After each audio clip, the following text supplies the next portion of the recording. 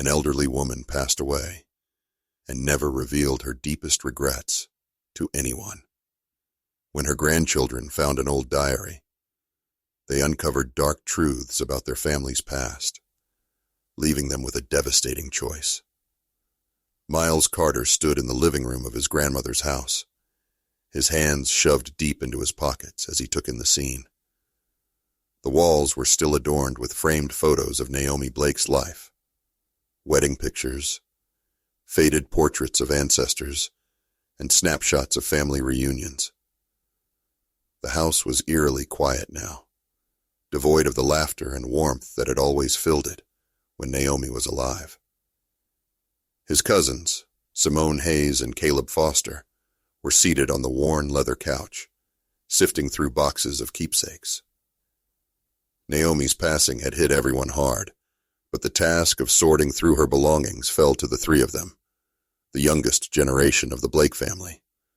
Miles was the reluctant leader, the one who always got stuck with the tough jobs, thanks to his reputation for being level-headed. "This is going to take forever," Caleb muttered, pulling out a stack of old photo albums. "Did she keep everything she ever touched?" Simone shot him a look. "Show some respect. This isn't just junk. These are memories."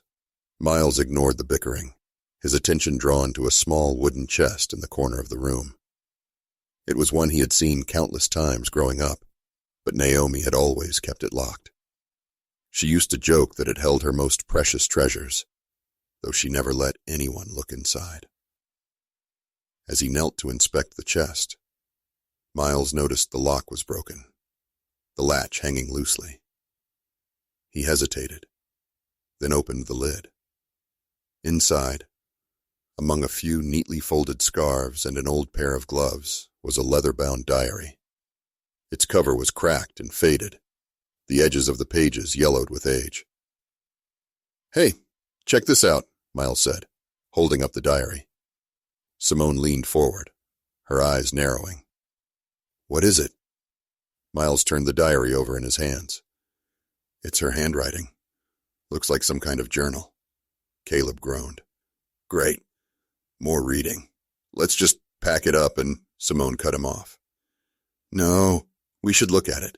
If it's personal, it might help us understand her better." Miles flipped open the first page, the faint scent of aged paper wafting up. Naomi's handwriting was neat and deliberate, each word carefully formed. The first entry was dated 1962. He began to read aloud. "June 15th, 1962. I write this with a heavy heart, knowing that I may never share these words with anyone. Today I made a choice I will carry with me for the rest of my life. A choice that secured our family's future, but came at the cost of another. I pray that one day this burden will lift, though I know it never will." Miles stopped, glancing at his cousins. Simone's face was pale, her lips pressed into a thin line. Caleb leaned forward, his casual demeanor replaced by curiosity. "What the hell does that mean?" Caleb asked. Simone shook her head. "Keep reading." Miles hesitated, but turned the page. "The Grants trusted us. They believed we were their allies. But when the bank came to us with their offer, I couldn't say no. They needed a reason to deny the Grants that loan, and I gave it to them. I lied, knowing it would ruin them, and it did. Their store closed within months, and they had to leave the neighborhood. I've tried to justify it to myself, to say that I did it for my family. But the truth is, I betrayed people who deserved better." The room fell silent. Miles stared at the page, the weight of Naomi's words pressing down on him. He had always seen his grandmother as a pillar of strength and morality, someone who had survived the injustices of her time with grace and dignity. But this was something else entirely. "The Grants?" Simone whispered. "That can't be the same Grants. Can it? Caleb's jaw tightened. You mean Julian Grant's family? The one still living on Willow Street? Simone nodded. They've been in the neighborhood forever. If this is true... She trailed off, her voice trembling. Miles closed the diary, his mind racing. We don't know the full story yet. Let's not jump to conclusions. Caleb stood, pacing the room. Jump to conclusions? She admitted it, Miles. She sold out another family so we could get ahead. How do you even process that? Simone looked at Miles, her expression pleading. We need to keep reading. There might be more to it. Miles wasn't sure he wanted to know more, but he nodded. Okay. Let's see what else she wrote. As the three of them continued to read, the story unfolded in painful detail. The Grants had owned a small grocery store that was struggling to compete with larger chains moving into the area. They had applied for a loan to expand, but the bank had refused them after receiving anonymous information about the store's finances. That information, Naomi admitted, had come from her. False details fabricated at the bank's request. The diary didn't reveal what the Blake family had gained in return, only that it had been enough to ensure their financial stability for years to come. Naomi had written about her guilt, her attempts to make amends, and her fear that the truth would destroy her family if it ever came to light. By the time Miles reached the final entry, his hands were shaking. He set the diary down, his head spinning. This doesn't feel real, Simone said, her voice barely above a whisper. It's like reading about someone else, not Grandma. Caleb crossed his arms, his expression hard. It's real, all right. And now we're stuck with it. What are we supposed to do with this? Miles stood, running a hand through his hair. I don't know, but we can't just ignore it. The Grants are still part of this neighborhood. They deserve to know what happened. Simone looked at him sharply. And then what? We blow up our family's reputation? You think everyone's just going to forgive us because we said sorry? Caleb nodded in agreement. She's right. This isn't just about us. This is about Mom, Uncle David, Aunt Sheila, all of them. If this gets out, it's going to affect everyone. Miles clenched his fists, the weight of their words sinking in. So what? We just bury it? Pretend we never found the diary? Simone hesitated, her gaze falling to the floor. I don't know, but we need to think about the consequences before we do anything. The room fell into tense silence, each of them lost in their own thoughts. Miles couldn't shake the image of Julian Grant from his mind, a man who had always been kind, always willing to lend a hand to his neighbors. How would he react to the truth? Would it matter after all these years? I need some air, Miles said finally, grabbing his jacket. As he stepped outside, the cool evening breeze hit his face, clearing his mind. The street was quiet, the faint hum of a distant car the only sound. He looked up at the sky, the stars blurred by the city's glow. Naomi's words echoed in his mind. I made a choice I will carry with me for the rest of my life. Now that choice was his to carry, and he had no idea what to do with it. Miles paced back and forth in the small backyard, the cool night air doing little to calm the storm inside him. Naomi's words from the diary looped in his mind, each revelation cutting deeper than the last. He couldn't reconcile the loving grandmother he'd known with the woman who had betrayed her neighbors so deeply.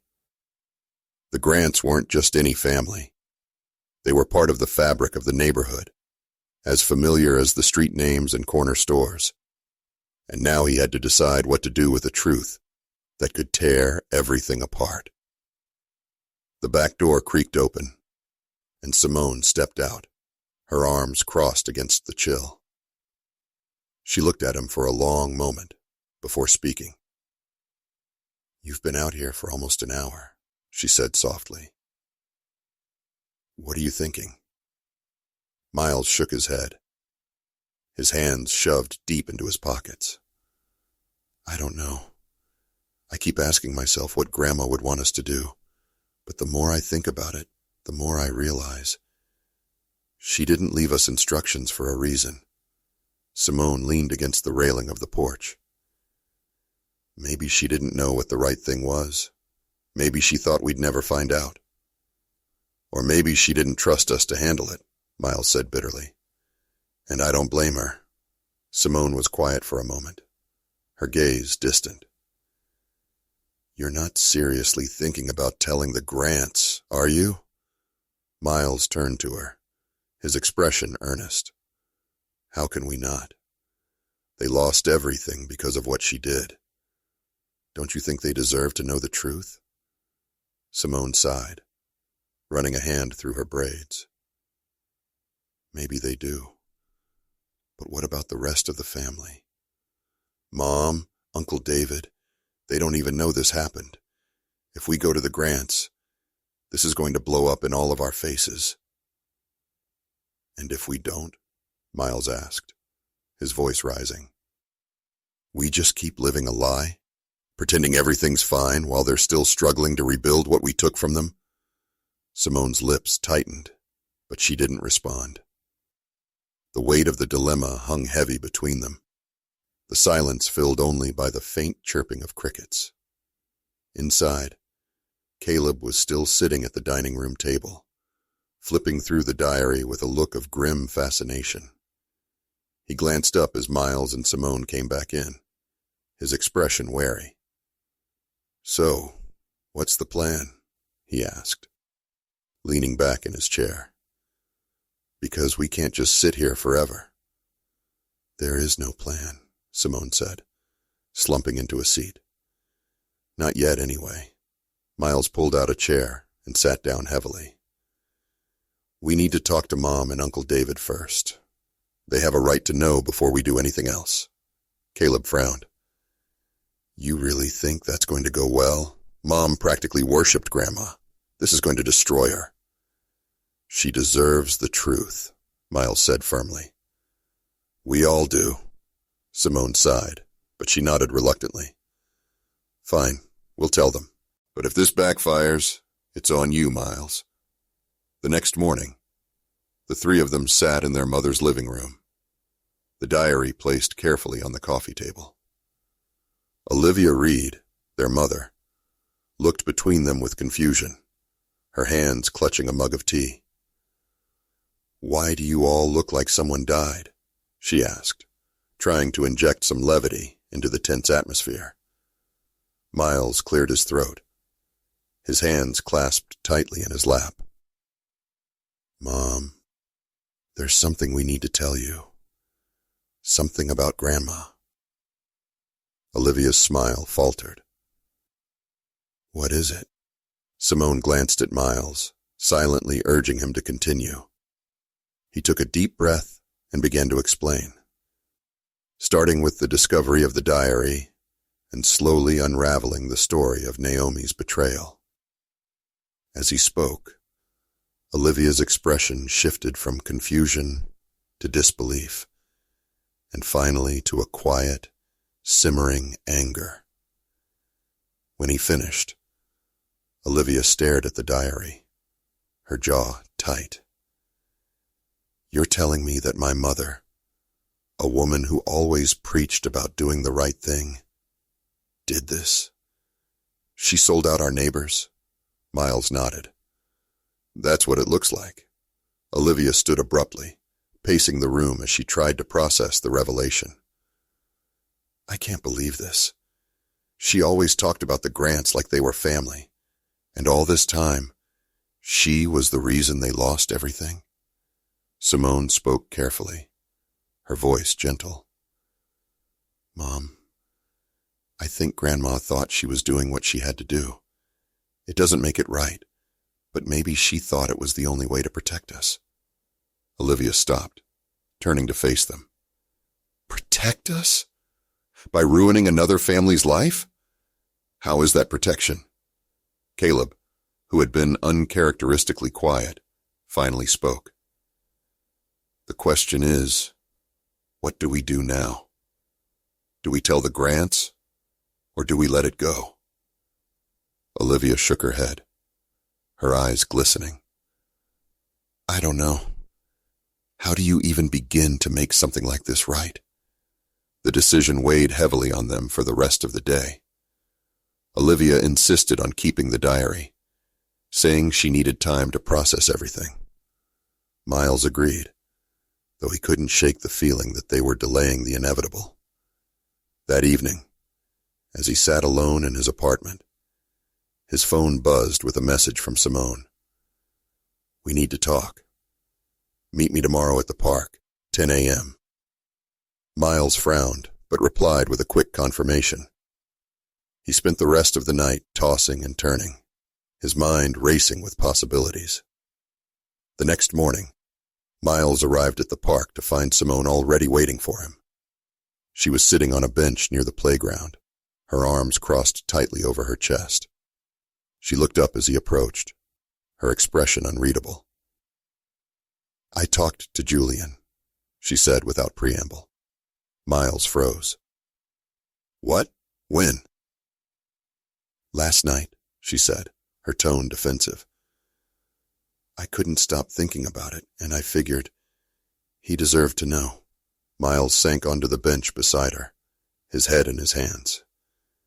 "Simone, we agreed to wait. Mom doesn't even know what she wants to do yet." Simone sighed. "I know, but Julian's been good to this neighborhood. He's been good to us. I couldn't keep this from him." "What did he say?" Miles asked, his voice barely above a whisper. "He was shocked, obviously," Simone said. "But he wasn't angry. Not at us, anyway. He said he always suspected something happened with the loan, but he never had proof. He wants to talk to us. All of us." Miles shook his head, his stomach twisting. "This is going to blow up, Simone. You realize that, right?" "Maybe," she admitted. "But it's already out there now. The only thing we can do is face it." Later that evening, the family gathered at Julian Grant's home. The air was thick with tension as they sat in his modest living room, the diary once again placed on the table between them. Julian, a man in his 60s with kind eyes and a steady presence, studied the diary without touching it. "So, this is it," he said finally. "The truth." Miles nodded, his throat dry. "We're sorry, Julian, for everything." Julian looked up, his gaze piercing. "I appreciate that, but sorry doesn't fix what happened. My family lost everything because of this. My parents never recovered. And now you're here, decades later, expecting what? Forgiveness?" Miles met his gaze, his voice steady despite the lump in his throat. "We don't expect anything. We just wanted you to know the truth, and if there's anything we can do to make it right, we'll do it." Julian was silent for a long moment, his expression unreadable. Finally, he nodded. "Then let's talk about how we start." Julian leaned back in his chair, his eyes fixed on the diary lying on the coffee table. The room was silent, the weight of Naomi Blake's words pressing down on everyone present. Olivia sat stiffly on the couch, her hands clasped tightly in her lap, while Simone and Caleb avoided eye contact, their discomfort palpable. Miles, seated closest to Julian, felt an overwhelming urge to fill the silence, but didn't know where to begin. Finally, Julian broke the tension. "Julian, you know," he said, his voice low but steady, "my parents never stopped wondering why they were denied that loan. My dad spent years trying to figure out what went wrong. He blamed himself, said he must have filled out the application wrong or missed some detail. My mom, she tried to keep him hopeful, but when the store closed, it broke him." Olivia's breath hitched, and she raised a trembling hand to her mouth. Julian, I didn't know. None of us did. Julian nodded, his gaze never leaving the diary. I believe you, but the fact is, your mother knew. She let my family fall apart so yours could thrive. And now, after all these years, I'm supposed to do what with this? He gestured to the diary, his frustration barely contained. Miles leaned forward, his voice soft but firm. We don't expect you to forgive us, Julian. We just want to find a way to make things right. Julian let out a bitter laugh. Make things right? How do you make up for a lifetime of loss? My family struggled to rebuild, and we never got back to where we were. That kind of damage doesn't just go away. The room fell silent again, the weight of Julian's words sinking in. Caleb shifted uncomfortably, finally speaking up. We can't change what happened, but maybe we can do something now. Something to honor your family's legacy. Julian glanced at him, his expression skeptical. And what would that be? A check? An apology? You think that's going to fix this? Simone interjected, her tone measured. No. But maybe we can work together to create something meaningful. Something that helps others, the way your family tried to do with their store. Julian's eyes narrowed. Like what? Miles took a deep breath. What if we used some of Grandma's estate to start a fund? Something that supports small businesses in the neighborhood, so no one else has to go through what your family did. Julian didn't respond immediately. He looked at each of them in turn, his expression unreadable. Finally, he sighed, his shoulders sagging slightly. It's a start, but it's not just about money. It's about acknowledgement. Your family's success came at our expense. If we're going to do this, it has to be public. People need to know the truth. Olivia tensed, her voice breaking as she spoke. Julian, please. This will destroy my mother's legacy. Julian met her gaze, his tone firm but not unkind. Your mother made her choices, Olivia. She kept this secret for decades while my family paid the price. If you want to make things right, the truth has to come out. Miles placed a reassuring hand on Olivia's arm. Mom, I know this is hard, but he's right. We can't hide from this. Tears welled in Olivia's eyes, but she nodded reluctantly. Okay. If this is what it takes, then we'll do it. The days that followed were a whirlwind of planning and difficult conversations. Miles and his siblings worked closely with Julian to outline a plan for the fund, which they decided to call the Grant Blake Legacy Fund. The fund would provide low-interest loans and grants to small businesses in the neighborhood, prioritizing those owned by Black families and entrepreneurs. Julian, though initially skeptical, began to warm to the idea as the details took shape. He insisted on including a public acknowledgement of what had happened, a gesture he believed was crucial for true reconciliation. Miles agreed, though the prospect of airing their family's darkest secret made him uneasy. Olivia struggled the most with the decision. She spent hours alone in her room, poring over Naomi's diary and wrestling with the image of the mother she had adored. When she finally emerged, her resolve was clear. If we're going to do this, she told Miles, we need to tell the entire family first. They deserve to hear it from us before it goes public. Miles agreed, though he dreaded the task. Convincing their extended family to support the plan would be an uphill battle, especially with some members likely to resist any attempt to tarnish Naomi's reputation. The family meeting was held in the Blake family home, the living room packed with relatives who had come from across the city. Olivia stood at the front, clutching the diary as if it were a lifeline. Miles stood beside her, ready to step in if she faltered. When Olivia began to speak, her voice was steady, but tinged with emotion. She explained how they had found the diary, what it revealed, and the impact it had on the Grant family. As she spoke, murmurs of disbelief rippled through the room, and several relatives exchanged shocked glances. "This can't be true," one uncle said, his voice shaking. "Naomi would never do something like that." Olivia's grip on the diary tightened. "I didn't want to believe it either, but it's all here, in her own words. She made a choice that hurt another family, and we've been living with the benefits of that choice ever since." Another cousin stood, her tone defensive. "So what? That was decades ago. Why dredge it up now?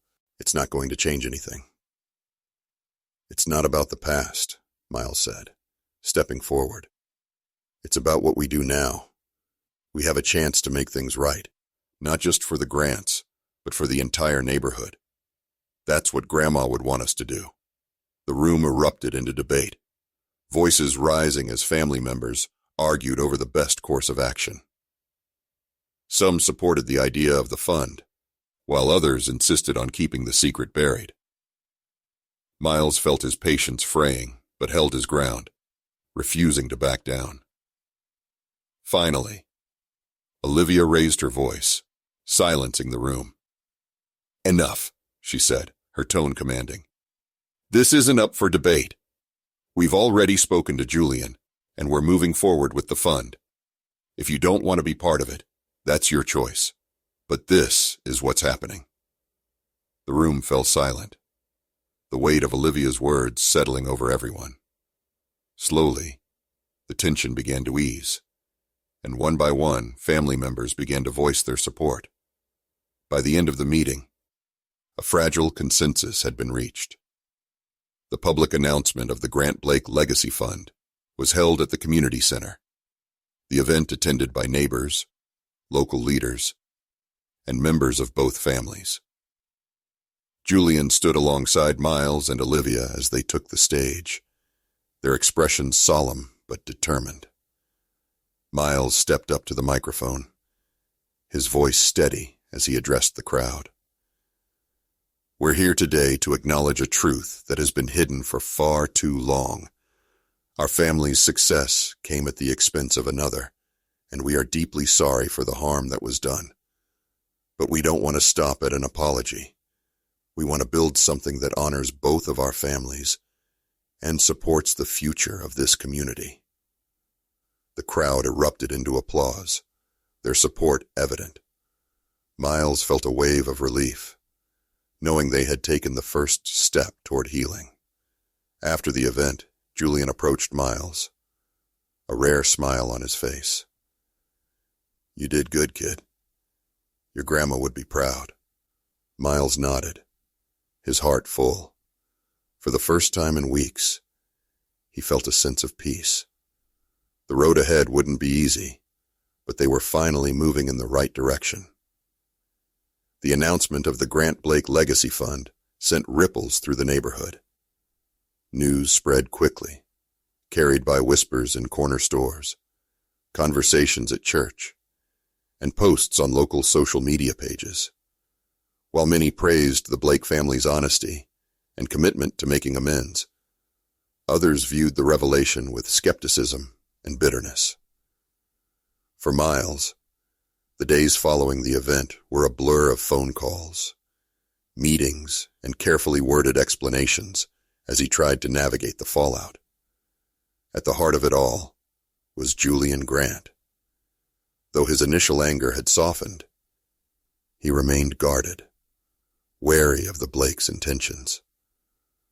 Miles understood the hesitation, but couldn't shake the feeling that no matter what they did, it would never feel like enough.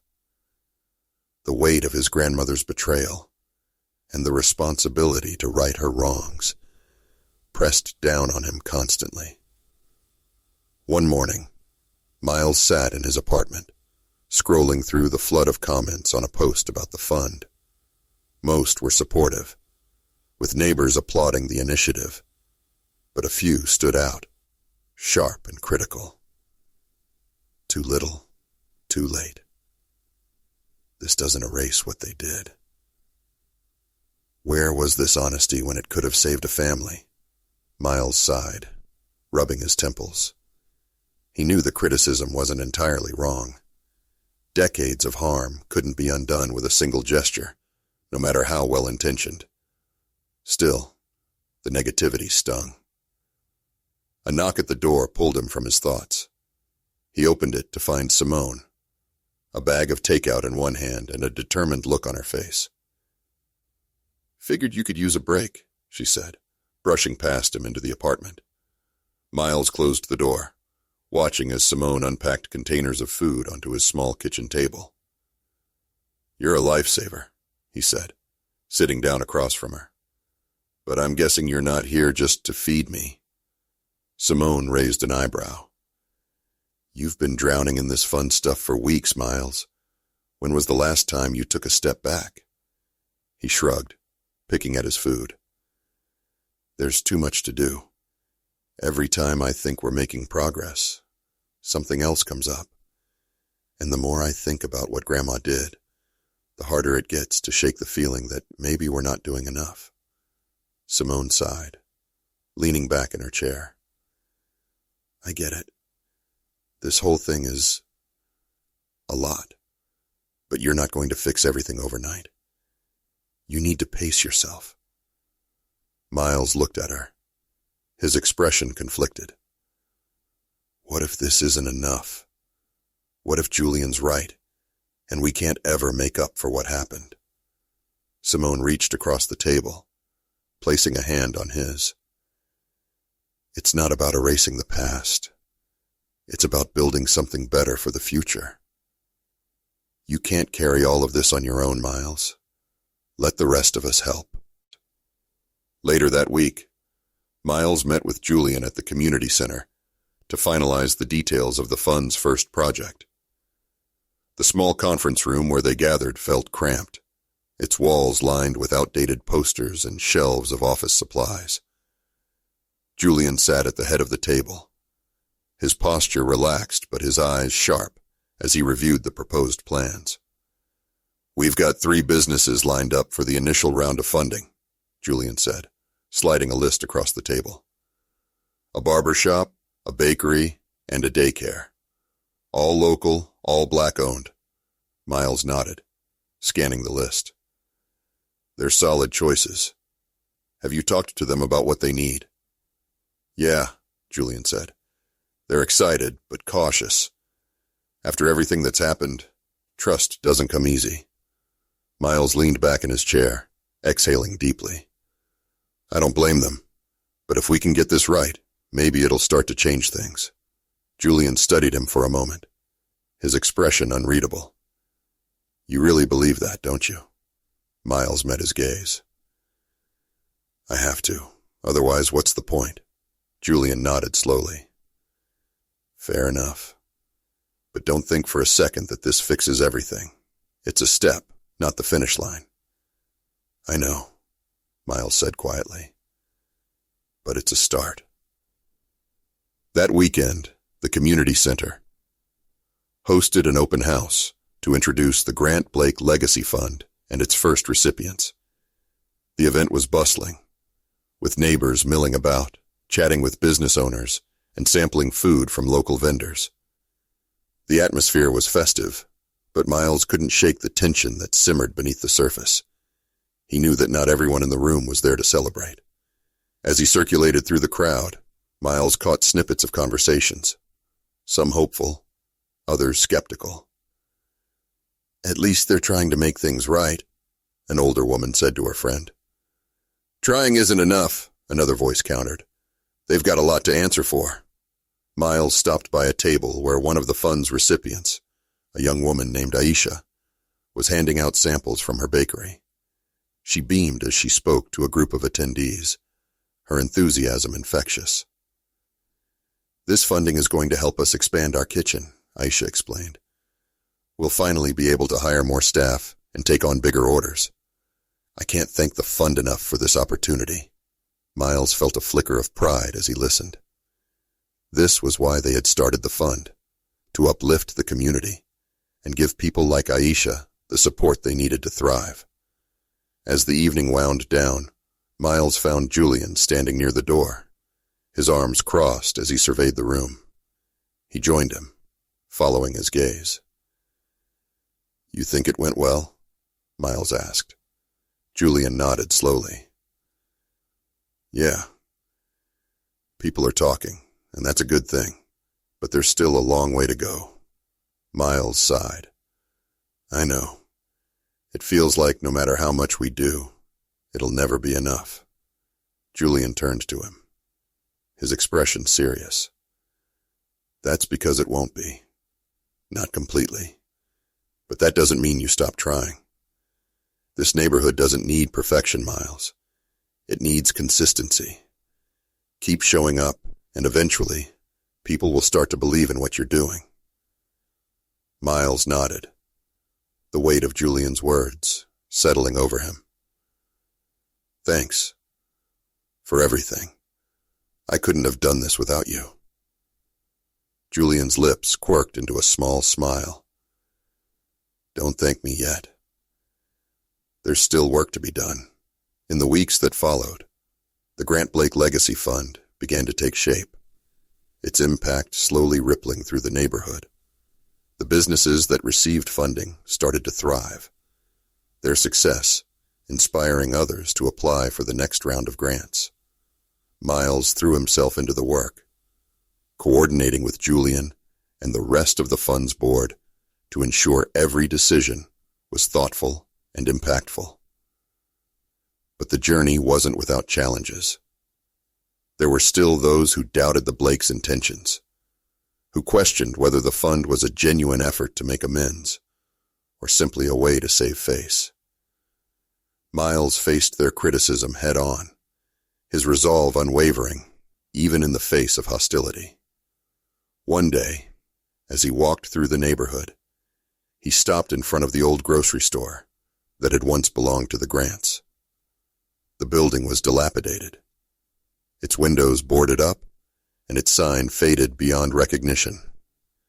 He imagined what it must have looked like in its prime, bustling with customers and filled with the scent of fresh produce and spices.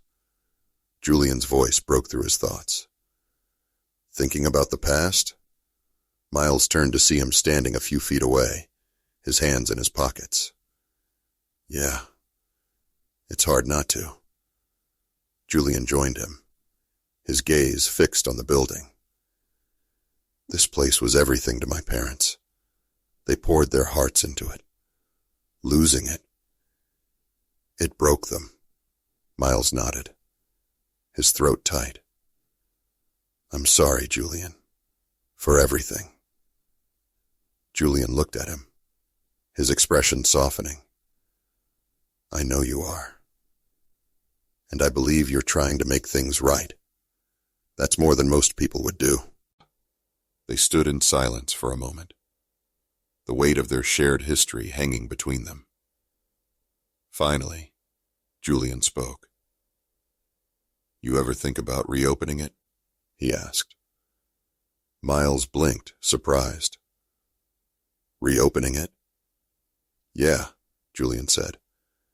"Not as a grocery store, but as something new, something for the community, a place where people can come together." Miles considered the idea, a spark of hope igniting in his chest. "That could work, but we'd need help. It'd have to be a team effort." Julian smiled. "Then let's make it happen." The idea of reopening the old Grant grocery store consumed Miles over the following days.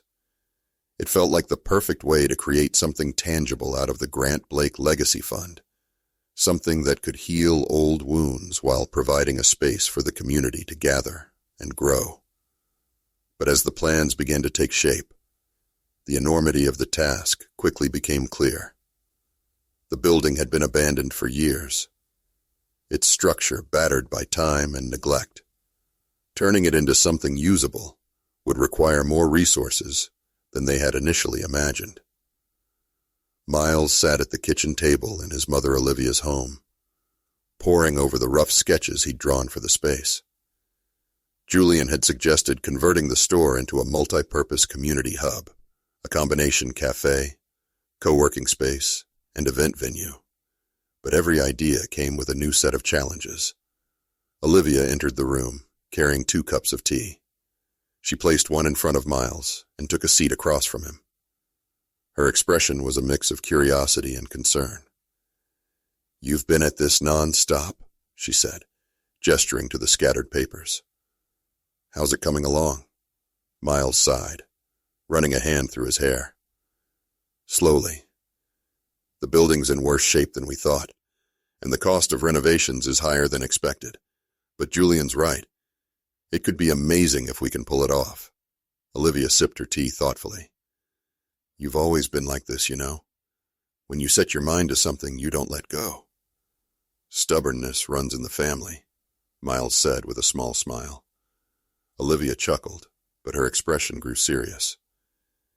"Do you think this is enough, Miles? To make things right?" Miles hesitated, his gaze dropping to the table. "I don't know, but it's a start. That's all we can do, isn't it?" Olivia reached across the table, placing a hand on his. "Your grandmother made her mistakes, but she also taught us to fight for what's important. If anyone can make this work, it's you." Her words settled over him like a blanket, comforting and grounding. He nodded, determination hardening in his chest. "Thanks, Mom. I'll figure it out."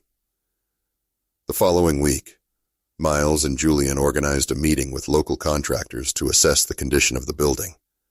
The group stood outside the old grocery store, their breath visible in the crisp morning air. The contractors, armed with clipboards and measuring tools, surveyed the property with professional detachment. Julian leaned close to Miles, lowering his voice. "This is going to cost a fortune." Miles nodded grimly. "I know, but we'll figure it out." One of the contractors, a wiry man with salt and pepper hair, approached them. "It's not as bad as it looks," he said, gesturing to the crumbling facade. "The foundation's solid, but you'll need to replace the roof and most of the wiring. I'll get you a detailed estimate by the end of the week." "Thanks," Miles said, shaking his hand. "We'll be in touch." As the contractors packed up their tools, Julian turned to Miles. "You think the fund can handle this?" "It has to," Miles replied. "We've got a few big donors lined up, but we'll need more if we want to cover the cost. I'm thinking about hosting a fundraiser." Julian raised an eyebrow. "A fundraiser? Like a gala?" "Exactly," Miles said. "Something that brings the neighborhood together. We'll showcase the businesses the fund has already helped, talk about the plans for the hub, and hopefully get people excited enough to contribute." Julian nodded slowly. "It's ambitious, but it might just work." The fundraiser came together faster than Miles had anticipated, thanks to the combined efforts of his siblings, Julian, and a small army of volunteers. The event was held at the community center, which had been transformed into a vibrant space filled with string lights, tables adorned with fresh flowers, and a small stage for presentations. Local businesses donated food and drinks, and live music filled the room with energy. As guests began to arrive, Miles felt a nervous flutter in his chest. This was the first time they were asking the community for direct support, and he wasn't sure how people would respond. He spotted Simone near the entrance, greeting attendees with her usual charm, while Caleb manned the bar, pouring drinks with an easy smile. Julian approached Miles, holding 2 glasses of champagne. "You're working too hard," he said, handing one to Miles. "Take a minute to enjoy this," Miles laughed, accepting the glass. "I'll enjoy it when we hit our fundraising goal." Julian smirked. "Fair enough. But look around, Miles. This is progress. People are here because they believe in what we're doing." Miles scanned the room, taking in the sight of neighbors mingling, sharing stories, and expressing genuine excitement about the project. For the first time in weeks, he felt a flicker of hope. When the time came for the presentation, Miles took the stage, his heart pounding. The room quieted as he stepped up to the microphone, the spotlight warm against his face. "Good evening, everyone," he began, his voice steady. "Thank you all for being here tonight. This community means the world to me, and to my family. Over the past few months, we've worked hard to create something that honors our shared history while building a brighter future." He paused, glancing at Julian, who nodded encouragingly. The Grant Blake Legacy Fund was born out of a difficult truth, one that forced us to confront the mistakes of the past, but it's also a testament to the resilience and strength of this neighborhood. Together, we've already helped several local businesses grow and thrive, and now we're ready to take the next step. Miles gestured to a large easel beside him, where a volunteer unveiled a rendering of the planned community hub. The audience murmured in approval as they took in the vibrant design, which incorporated elements of the old grocery store while adding modern touches. "This building isn't just a place," Miles continued. "It's a symbol of what we can accomplish when we come together. It's a space for connection, for growth, and for healing. But we can't do it alone. We need your support to make this vision a reality." The room erupted into applause, and Miles felt a surge of relief. As he stepped off the stage, Julian clapped him on the back. "You killed it, kid." By the end of the night, the fundraiser had exceeded their expectations. Donations poured in from local businesses, neighbors, and even a few anonymous benefactors. Miles couldn't stop smiling as he tallied the contributions, the reality of their progress sinking in. As the guests trickled out, Olivia approached him, her expression glowing with pride. "You did it, Miles," she said, pulling him into a hug. "Your grandmother would be so proud of you." Miles felt a lump rise in his throat, but he swallowed it down, his voice steady as he replied, "I just hope we're making her legacy better." "You are," Olivia said firmly, "and you're creating your own in the process." Miles looked around the room, taking in the sight of his family, friends, and neighbors working together. For the first time, he felt a sense of peace, not because they had fixed everything, but because they were moving forward. It wasn't perfect, but it was progress. The weeks following the fundraiser were a whirlwind of activity.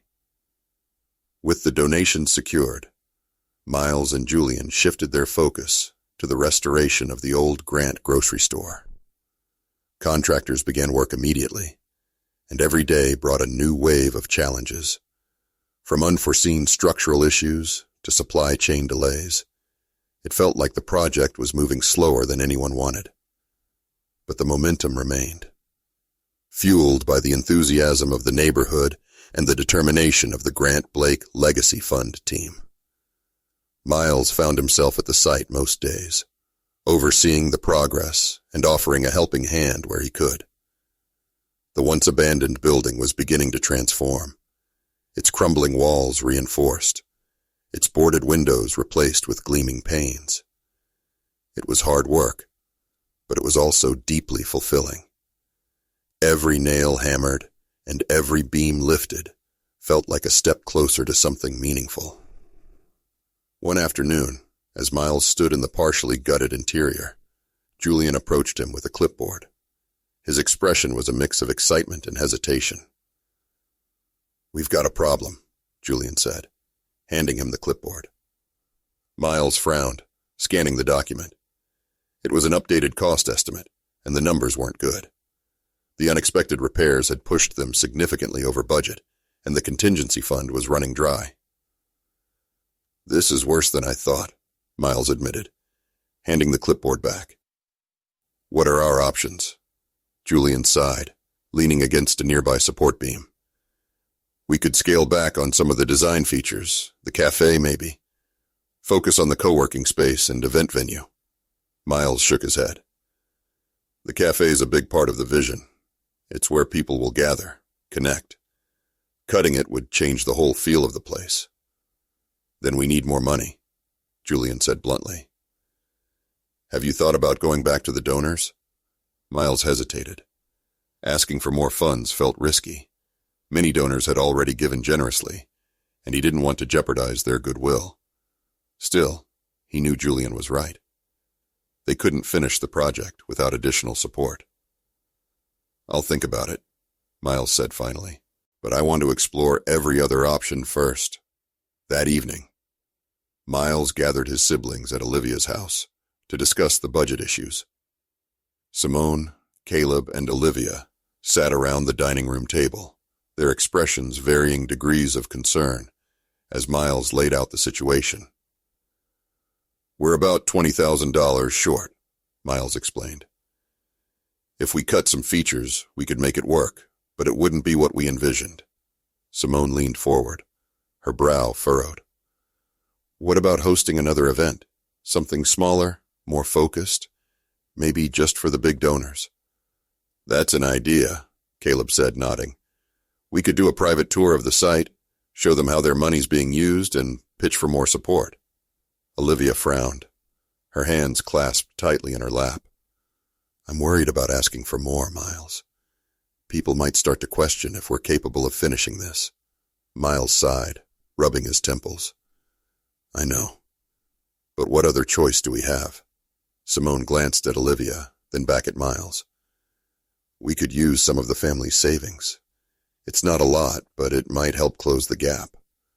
Olivia's eyes widened. Simone, that money is for emergencies. This is an emergency, Simone argued.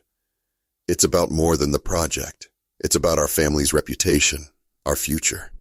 The room fell silent, the weight of her words sinking in. Miles glanced at Olivia, waiting for her reaction. Finally, Olivia sighed, her expression softening. If this is what it takes to finish what we started, then I'll contribute. But we need to be careful. This is our last safety net. Miles nodded, gratitude flooding him. Thank you, Mom. We'll make it count. With the additional funds secured, the project regained momentum. The cafe design stayed intact, and work progressed steadily. Miles could see the vision coming to life. A warm, inviting space where the neighborhood could gather, share ideas, and build connections. It wasn't just a building. It was a symbol of what they could accomplish together. One day, as Miles stood outside the nearly finished structure, Julian approached him, his hands in his pockets. Looks good, doesn't it? Miles smiled, nodding. Better than I imagined. Julian hesitated, his expression growing serious. You know, this isn't just about the building. It's about what happens after, keeping it running, making sure it stays true to its purpose. I know, Miles said, but we'll figure it out, one step at a time. Julian nodded, his gaze fixed on the building. You've done good, Miles. Your grandmother would be proud. Miles swallowed hard, his throat tightening. Thanks. That means a lot. The grand opening of the Grant Blake Community Hub was a day the neighborhood would remember for years to come. The building gleamed with fresh paint and new signage, its interior filled with light and warmth. The cafe was stocked with pastries from Aisha's bakery. The co-working space was equipped with sleek desks and chairs, and the event area was decorated with photographs of the neighborhood's history. Neighbors poured in, their expressions a mix of awe and excitement as they explored the space. Julian stood near the entrance, greeting guests with a rare smile, while Miles circulated through the crowd, answering questions and soaking in the atmosphere. As the day went on, Miles found himself standing near the memory wall, a feature they had added at Julian's suggestion. It displayed old photos of the Grant's grocery store, alongside stories from longtime residents about what the store had meant to them. It was a quiet, powerful tribute to the past, a reminder of the building's history and the lives it had touched. Simone joined him, her arms crossed as she studied the wall. "You did it," she said softly. "We did it." Miles smiled, his chest swelling with pride. "It's just the beginning. There's still so much to do." Simone nudged him playfully. "One thing at a time, remember?" They stood in companionable silence, watching as the community filled the space with laughter and conversation. For the first time, Miles felt like they were moving forward, not just as a family, but as a neighborhood. As the sun set, casting a warm glow over the building, Julian raised a toast. "To the future," he said, his voice steady, "and to the people who make it worth building." The crowd erupted into cheers, their voices blending into a symphony of hope and determination. Miles raised his glass, a smile spreading across his face. The work wasn't done, not by a long shot, but for now, he allowed himself to enjoy the moment. The weeks after the grand opening of the Grant Blake Community Hub were some of the busiest of Miles Carter's life. The cafe was bustling daily, the co-working space regularly filled with local entrepreneurs, and the event area booked out for workshops, birthday parties, and even a town hall meeting. For the first time, the old Grant grocery store felt alive again, its walls echoing with voices and laughter rather than silence and decay. Miles stood by the cafe counter one morning, watching Aisha serve a group of young professionals as the smell of freshly brewed coffee filled the air. He felt an overwhelming sense of pride in what they had accomplished. The hub had become a symbol of community resilience and healing, proof that they could rebuild together despite the scars of the past. Julian walked in a moment later, holding a folder under his arm. His usual stoic demeanor was softened by a smile as he approached Miles. "You got a minute?" Julian asked. "Always," Miles replied, gesturing toward a table near the window. They sat down, and Julian placed the folder on the table between them. "This is a draft of the annual report for the Grant Blake Legacy Fund," Julian said. "It's mostly numbers and updates, but I wanted you to see it before we finalize anything." Miles flipped through the pages, impressed by the thoroughness of the report. It detailed every project the fund had supported so far, from the initial business grants to the restoration of the hub. There were testimonials from recipients, photographs of revitalized storefronts, and projections for future initiatives. "This is great, Julian," Miles said, looking up. "You've done an amazing job with this." Julian leaned back in his chair, his expression thoughtful. "We've done an amazing job. None of this would have happened without you, Miles." Miles chuckled, shaking his head. "It wasn't just me. It was you, Simone, Caleb, Mom, everyone who believed in this project. It's a team effort." Julian nodded, a hint of a smile tugging at his lips. "Fair enough, but don't sell yourself short. You took a tough situation and turned it into something meaningful. That's not easy."